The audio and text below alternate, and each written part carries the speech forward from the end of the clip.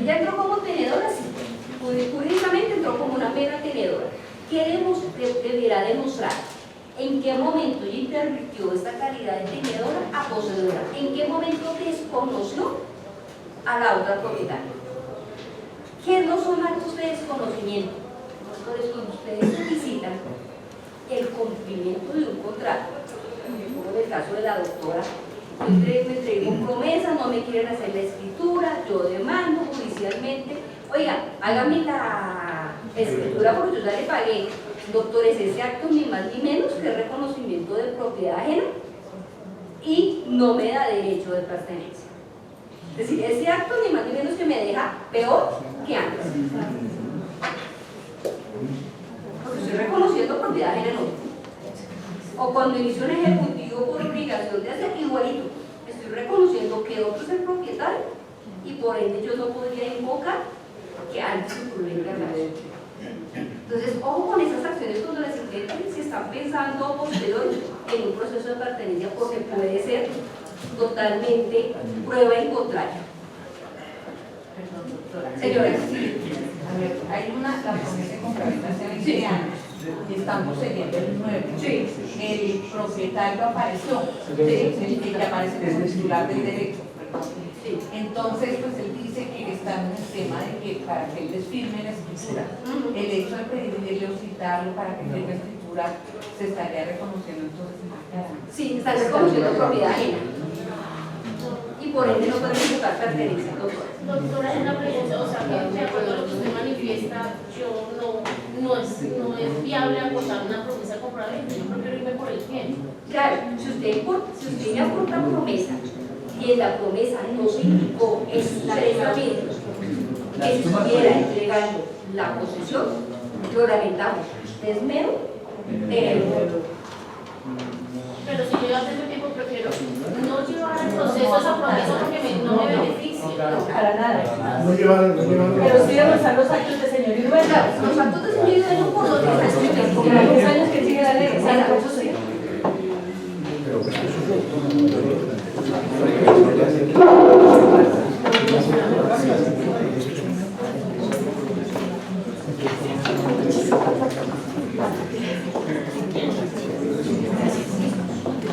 Pongámonos en hipótesis más global.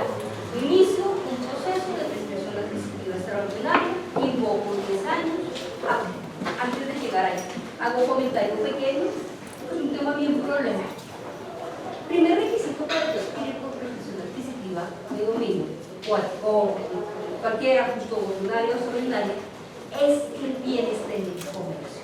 Y eso que el bien esté en el comercio genera dos debates fundamentalmente que nos interesan. Uno, ¿qué pasa cuando los bienes están cautelados? Que están por cautela. Yo no discuto mucho si están fuera del comercio o no, porque eso en pertenencia tiene unas implicaciones distintas. Que no se puede transferir. Y dos, ¿qué pasa cuando se trata o de bienes baldíos porque no tienen forma de matrícula, en principio, o que tienen totalmente falsa tradición? Miremos primero la hipótesis cuando tienen medidas cautelares. Cualquiera quiere hacer.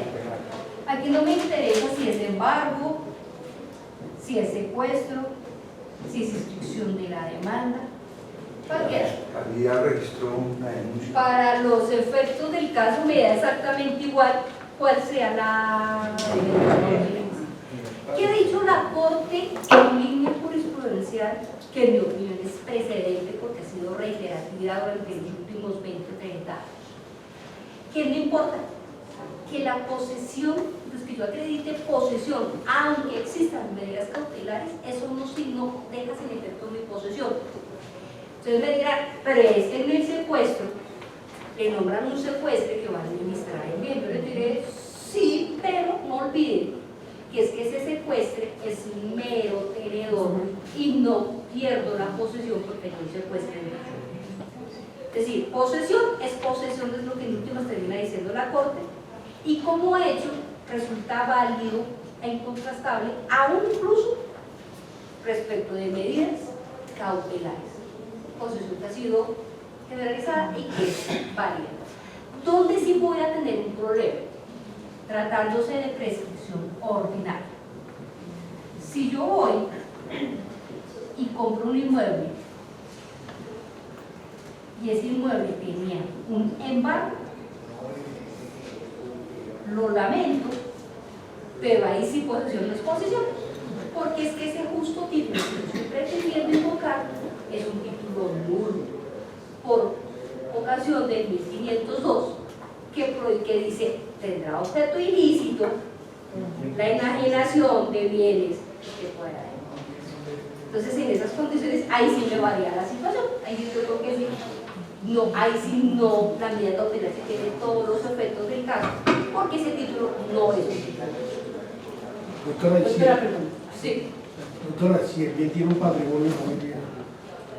No importa porque posesión es posesión.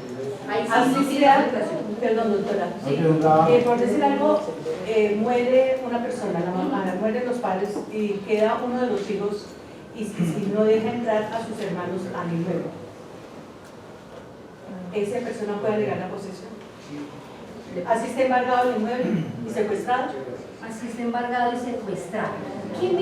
¿Cuál es la respuesta que le doy? Se la doy con una sentencia de gusto de las más bonitas que tiene la Corte. El doctor Tolosa de hace un año. No sé si enredo a la doctora María Teresa si la comprometió a enviarle a través de ella sentencias de pertenencia entre esas estas que les voy a referir. Ay, sí, por favor. Y la Corte habla de la posesión del ladrón. Dice, en principio el ladrón es poseedor. Mi respuesta es no. Porque es una posesión violenta. Es el mismo caso de la doctora. ¿Cuándo pasa a ser posesión? Cuando cesan los actos de violencia. Solo ahí, cuando cesan esos actos de violencia, es que podremos hablar de que empezamos a poseer, los términos que me exige la ley, posesión pública y pacífica. Es decir, solamente será a partir de que cese esa violencia que él se podrá reputar poseedor. Antes no. Pero es posible. Pero es posible. Eliminándose la violencia es poseedor. Indiscutible. Doctora, la pregunta es, digamos, la persona tiene conocimiento de que le robaron del apartamento los pagos de todos los impuestos. Puede poner una denuncia, sabe quién fue y todo, digamos.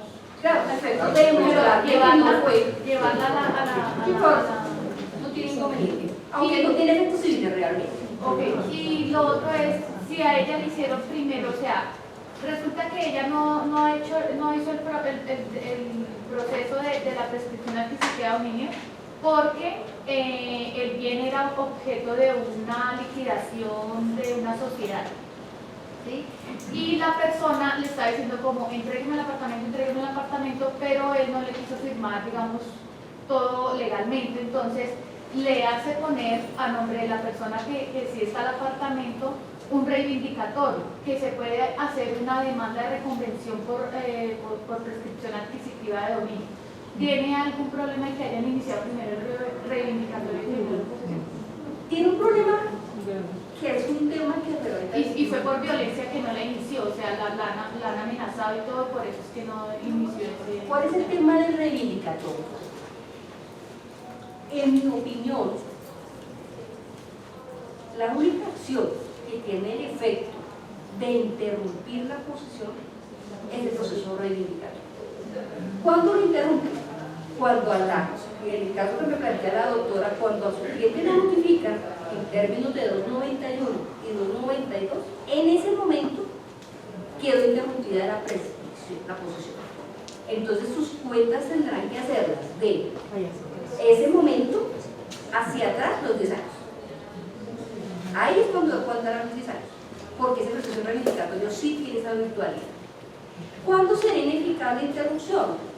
Cuando el proceso termine y si llega a perder el reivindicatorio, obviamente será ineficaz si se termina por desistimiento tácito o si se termina por otras causas. Pero el proceso reivindicatorio como tal tiene esa virtualidad de interrumpir la prescripción. Escúchame, le hago una pregunta. Sí. Si yo inicio un proceso de pertenencia y hice mi demanda, me la aceptan, coloco mi valla y después de colocar la valla aparece un heredero y dice yo voy a iniciar la sucesión y va y la inicia. ¿Qué pasa con el proceso de pertenencia en ese momento y qué pasa con el proceso de sucesión? Nada, porque estamos hablando de temas totalmente distintos. Yo en mi sucesión que busco adjudicar los bienes que son del difunto. ¿Qué pasará en el tema del proceso de sucesión? Que la persona que tiene la posesión, en el momento que vayan a hacer la diligencia de secuestro, deberá oponerse y deberá ejercer sus derechos como poseedor. Si no los ejerce, pierde la posesión. La respuesta es no. La jurisprudencia de eso no ha sido tan drástica, pero en mi opinión se debe ejercer los derechos. Es decir, yo no podría entender un poseedor que no defienda la posesión. Yo no lo podría entender. Tendré que dar muchas razones, pero en principio no lo podría entender.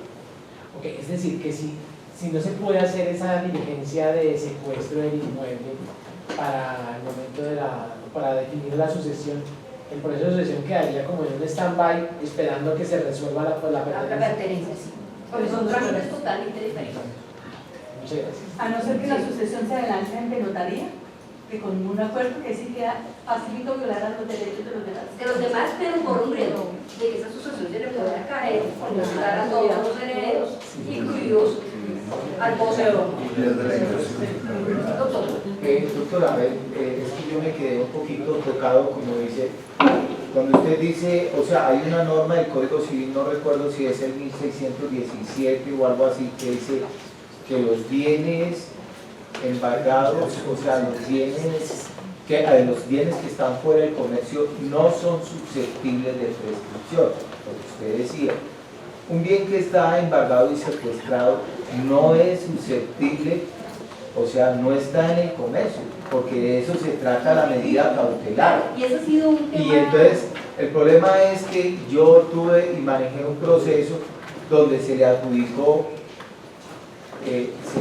a mi cliente un bien donde tenía inscrita una demanda de pertenencia. Sin embargo, el juez de civil del circuito, a pesar de la anotación que estaba, y también el juez civil municipal que adjudicó el bien inmueble, en vez de entregarlo saneado, lo cogió y lo entregaron así. Entonces viene el problema de que el proceso tuvo que agotarse toda la etapa, y pues precisamente dentro de los elementos necesarios para que se configure, digamos así, la posesión es el ánimo, o sea, la tenencia, el ánimo de tener el bien. Y si el poseedor no lo tiene porque está embargado y secuestrado, pues mal puede hacer y decir que tiene la posesión o el ánimo de señor y dueño. Cuando Le contesto por aparte. y entonces, Sí. perdón, termino. Sí. Entonces, creo que la Corte Suprema de Justicia dice sí, el juez civil del circuito puede tramitar la pertenencia.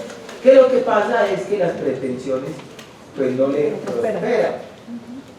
prosperan porque a la hora de la verdad pues él no tiene ese elemento que es necesario para eso. Entonces digo yo, oiga, ese es un desgaste muy tenaz. Discutible el tema porque en todas las empresas seguramente les voy a remitir con este tema, las pertenencias han procedido, han accedido a ellas. En esta misma hipótesis. Uno, ¿por qué? Porque es que el embargo saca el bien del comercio, sí, pero el embargo le quita el bien al poseedor. Mi respuesta es no. El embargo lo que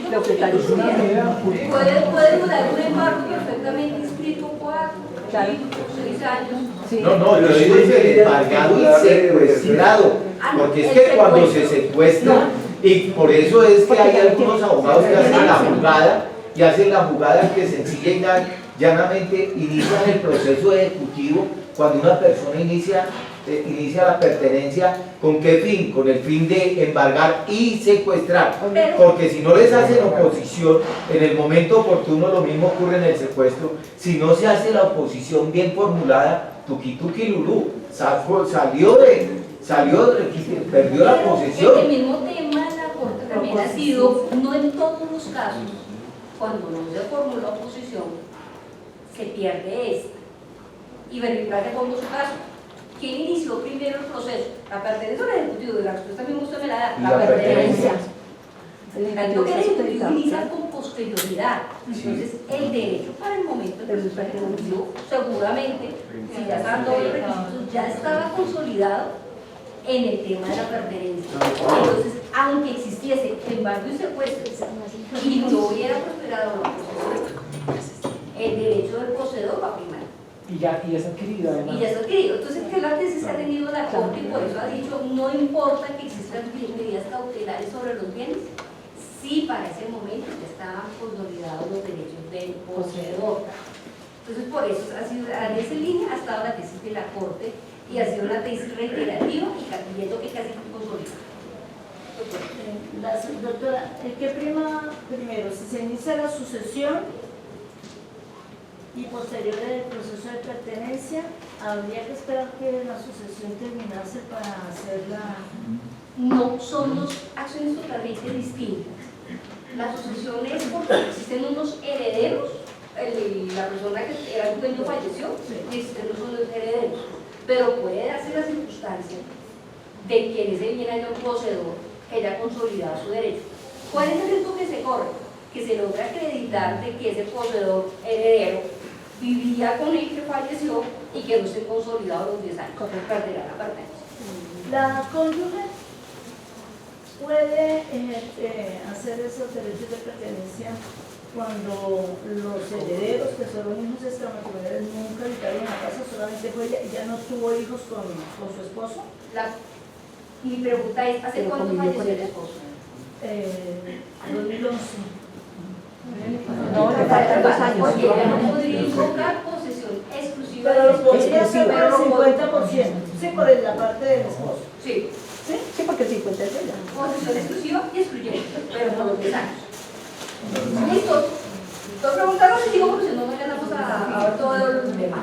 Doctora, en esta situación se inicia la pertenencia, se hace la anotación en el registro y resulta que aparece el bienestar familiar. Bienestar familiar, después le dice, bueno, usted ya tramitó la sucesión y sale 2 meses después y presenta sucesión. La sucesión caminó súper ligero, pues no se podría hacer parte poseedor dentro de ese proceso. Adjudican al bienestar familiar el inmueble, ¿sí? Ya está descrita la demanda. Entonces, bienestar familiar manifiesta que ese ya es un bien del Estado y que por lo tanto es imprescriptible.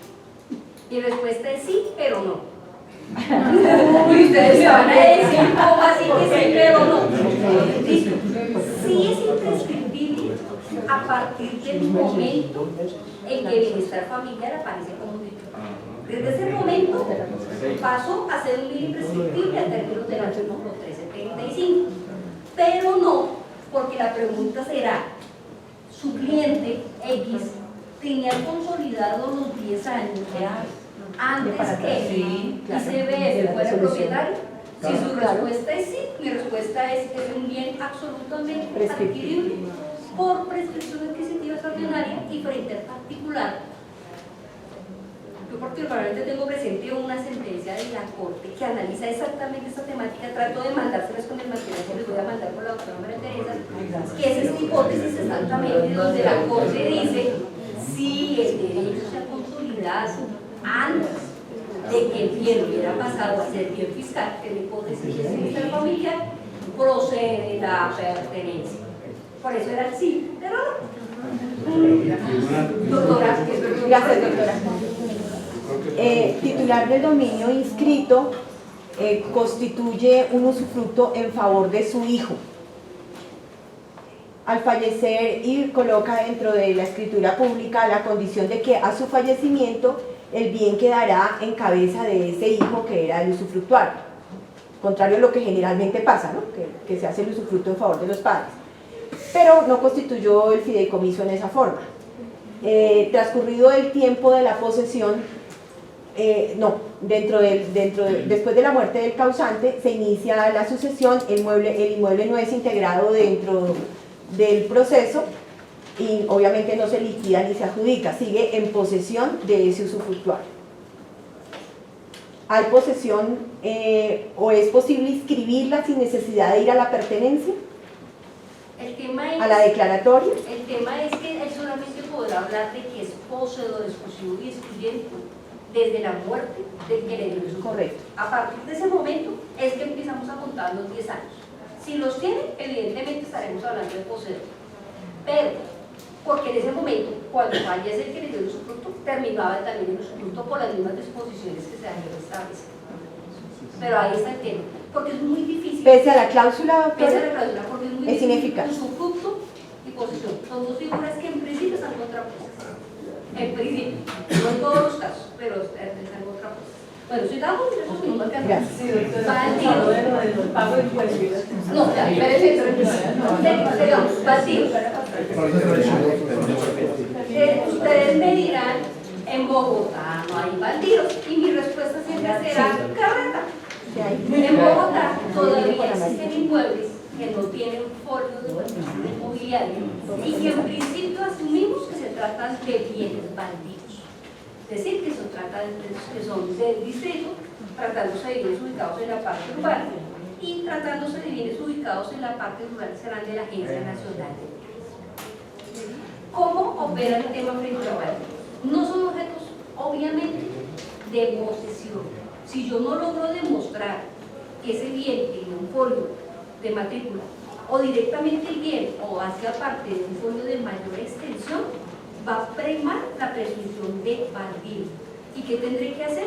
Tendré que ir ante la entidad que administra los bienes bandidos, en el caso de Bogotá. No entiendo quién lo esté manejando, pero hemos conocido algunos procesos con Defensoría del Espacio Público, en otros con la Caja de Vivienda Popular, y será esa entidad la que deberá hacer una resolución y adjudicar el bien. No son objetos de posesión, sino de ocupación en términos de normatividad. Lo mismo con la Agencia Nacional de Bienes. ¿Qué pasa con los casos donde puede haber discusión? Si es bandido o si es privado. Que la persona dice, no, yo en ese bien hace 40 años y demás. Mi recomendación, ¿cuál es? Inicie los procesos de clarificación de la propiedad a efectos de que la entidad pública determine si es público o si es privado. Con ese proceso de clarificación, si se determina si es privado, sí podrán acudir a la jurisdicción, porque ya quedó claro que se trata de un bien privado adquirible por medio de prescripción. Hipótesis distinta ocurre con la falsa tradición. Pero, perdón, doctora, perdón, de los bandidos, perdón, doctora, pero cuando el bien ha sido adjudicado por la entidad competente, pero fue de manera irregular la adjudicación, no se hizo la revocatoria directa, ¿es susceptible de la prescripción?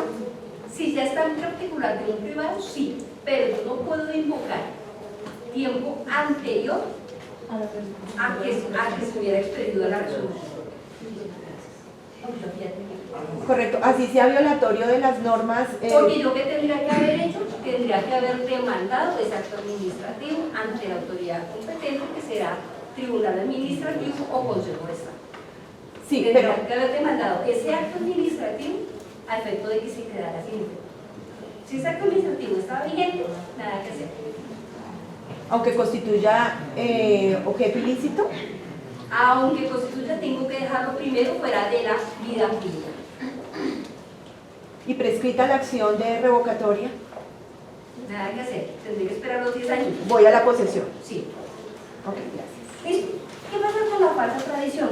Y es que muchos folios de matrículas están llenos de derechos y acciones. ¿Qué es falsa tradición? Yo no soy titular de nada. Tendré que irme a revisar todo el folio. ¿El folio tiene propietario? El registro dice tiene un propietario, aunque sea el primero original, tengo cómo demandar porque tengo persona determinada, aunque sea fallecida, a quién demandar. ¿Cuál es el problema? Cuando todo el inmueble es falsa tradición, porque las oficinas de registro en lo que están certificando es que se tratan de bienes válidos. Yo particularmente tengo reparos con esas certificaciones porque yo creo que hay que mirar el momento en que se constituyó el folio de matrícula. Si se trata de un folio de matrícula constituido antes del año 94, o con actos, porque hay folios que se pudieron haber abierto antes, pero que tienen actos jurídicos celebrados antes del 94, estaremos regidos por ley 236, que presumir que los bienes están en cabeza de particulares y debe primar esa presunción. Si se tratan de folios abiertos con posterioridad del año 94 respecto de los con actos posteriores al año 94, ahí sí, lamentándolo mucho, la presunción de vacío tiene todo el peso del caso y tendré que irme a un proceso de clarificación a que primero se determine si es público o si es privado. Aquí el año es el que me determina cuál de las dos presunciones existen. ¿Listo? Doctora, ¿alguna norma? Ley 236, la primera, y la del 94, si no me acuerdo del decreto. Porque es un decreto. ¿Hay algún decreto del 94? Un decreto 94 que modifica la situación. ¿Listo? Entonces, ahora sí vámonos a nuestro proceso.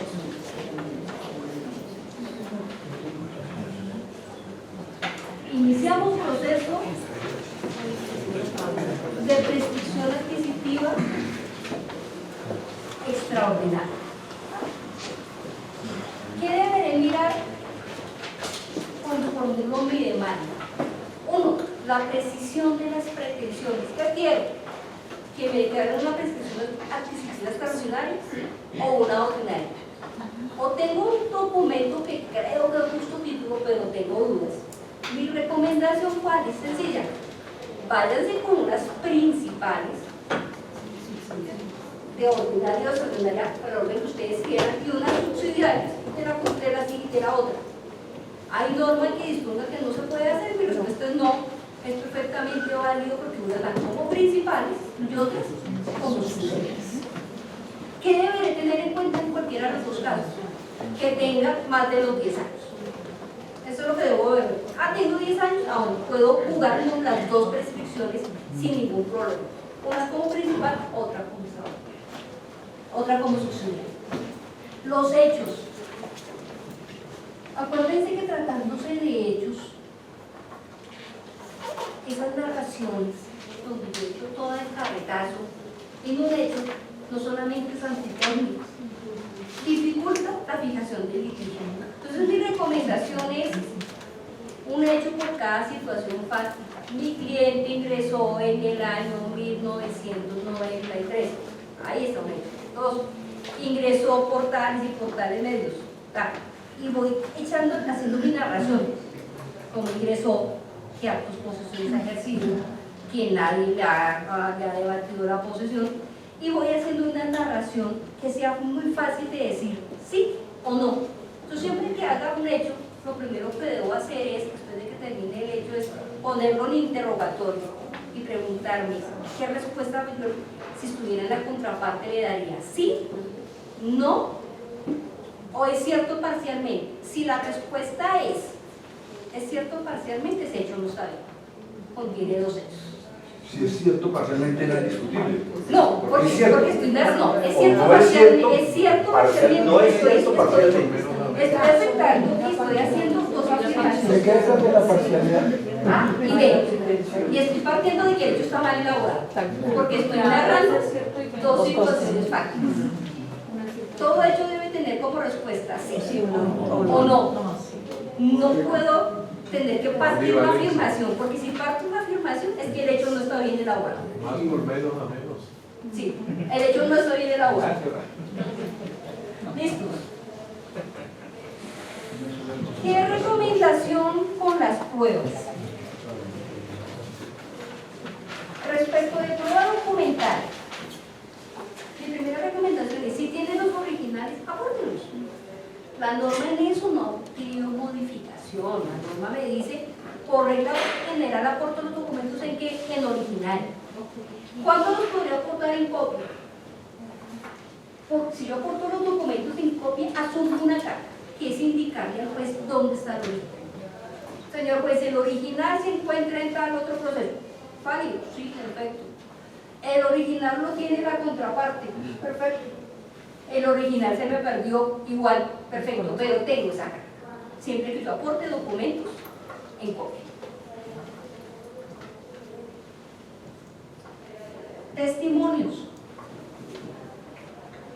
En testimonios, mis queridos doctores, acuérdense que el 212, me obliga a que indique el objeto del testimonio. ¿Qué quiero probar con el testimonio? Y creemos que sigue siendo técnico indicar, y mis testigos hablarán de todos los hechos de la demanda. ¿Qué riesgos asume? Digamos que el juez acepta esa manifestación. Que habrá jueces que le digan, qué pena, pero no está cumpliendo con la norma. Digamos que el juez acepta. Estoy asumiendo el riesgo de que el juez, en el momento de la práctica, entre a limitarme la práctica de testimonios, porque yo no hice mi tarea como correspondía. Pues me va a decir, usted me dijo que todos sus testigos, sus 4, sus 5, sus 6 testigos, iban a hablar de todos los hechos. De todos los hechos. Por ende, estoy perfectamente validado en la norma y que puedo limitar con 3, porque todos me van a hablar de lo mismo. Si yo hago mi tarea como corresponde, que es decirle, mire, señor juez, este me va a hablar de los hechos 1, 2 y 3. Este otro me va a hablar de los hechos 4 y 5. Este del 1, del 2, del 3 y del 4. Lo que obligo es que el juez me deba no solamente decretar, sino practicar todos mis testimonios. Porque yo hice bien hecha mi tarea. Entonces, tema de práctica, el tema de cuando hablan los demás, tengan en cuenta este tipo de normas, porque si no asumo las consecuencias. ¿Se debe o no se debe pedir la declaración de parte? Yo aquí empiezo por hacer un salvamento de voto por la lealtad procesal que me corresponde como nosotros. Yo particularmente, y quienes me han escuchado en otros foros saben que no comparto la declaración de parte. No solamente porque creo que el Código General no la establece realmente de manera expresa, pero desde la perspectiva práctica, que es lo que más me interesa frente a ustedes, es decirle, ustedes asumen cuando piden la declaración de parte, asumen el riesgo. Y asumen el riesgo de que la declaración de parte se va a seguir por las reglas del testimonio. ¿Qué significa que se siga por las reglas del testimonio? Uno, que ambas partes pueden preguntar sin límite de preguntas, porque si uno no tiene límite de preguntas. Si yo quiero hacerle 30 preguntas, puedo. Pero los jueces dicen que está 20. No, ya sí, testimonio, el interrogatorio.